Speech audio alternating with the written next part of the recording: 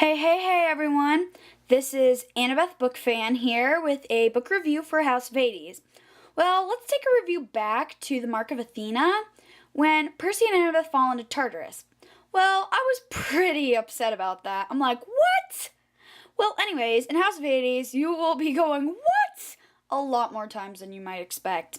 Well, first of all, in they show Percy and Annabeth chapters so you could see exactly what's going on in Tartarus. Was I expecting that? Yes. Would I be mad if they didn't? Yes.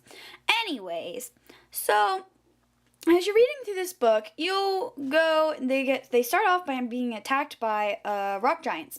Well, I'm not going to go through that whole part because it's not like one of the really interesting parts. Well, what happens is Hazel's horse Arion comes around and takes her to Hecate.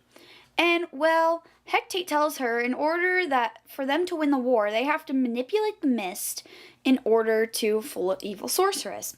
Well, so Hazel is like, huh? And she tries and it doesn't work. Well, then we go to Tartarus and it's Percy and Annabeth and they're like falling through Tartarus and they go into a river, Cocytus or something. I don't know how to pronounce a lot of this stuff. Anyways, well, they hit the river, and there's a lot. It's the River of Misery, and they go through, hobbling around, and they go to the Phlegethon, which is kind of like Nectar and Ambrosia in Tartarus. So they drink from that because it's meant for the people in the fields of punishment to endure their punishment forever. So they have to drink it to endure their punishment. So it heals them pretty much. So they keep on getting attacked by monsters, but along the way they run into their friend Bob the Titan, which was Ippius, and it was in the Titan's curse when Talia and Percy pushed him into Tartarus, and then they just couldn't kill him after he came back all careless, carefree, and all nice and stuff. So he runs into him, and he helps along with the monsters, and then it goes back to the Argo 2 crew. Well, everybody's favorite snow goddess, not Chione, comes along and freezes everyone on deck except for Piper, who uses her magic skills to wake up Festus the dragon. And, well, along the way here, well, Hazel and Jason get robbed by this pirate. And they go up to see what the pirate wants, and the pirate tries to feed them to his giant turtle, which starts eating the Argo 2. And, well, Hazel manipulates the mist to make it seem like Jason and Hazel got eaten when they really haven't, and they beat the pirate that way. He was one of Gaia's minions who came back to life, kind of like Phineas in the Son of Neptune. Anyways, so then the snow goddess attack gets Leo launched out of the sky, and he ends up on Ogygia, which is where Calypso is. And so he says he wants to go home, and the raft doesn't show up like it did for Percy, because in order for the raft to show up, Calypso has to fall for the person.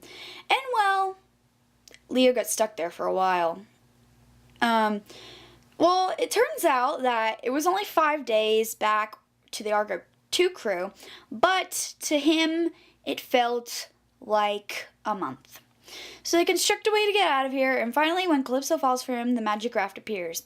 And Leo promises to rescue Calypso. Well, anyways, then you figure out a giant shocker that makes you go, OMG. This cannot be happening. It's a kid's book, for crying out loud. Nico has a crush on Percy. You're like, what? What? OMG. I was not expecting that. I was expecting someone to die more than I would ever expect that to happen. But okay. And then you run into all these evil goddesses once again. And I like the way Mr. Riordan is doing this. He brings back a lot of characters from all the old books to this. So you can see exactly how these characters ended up.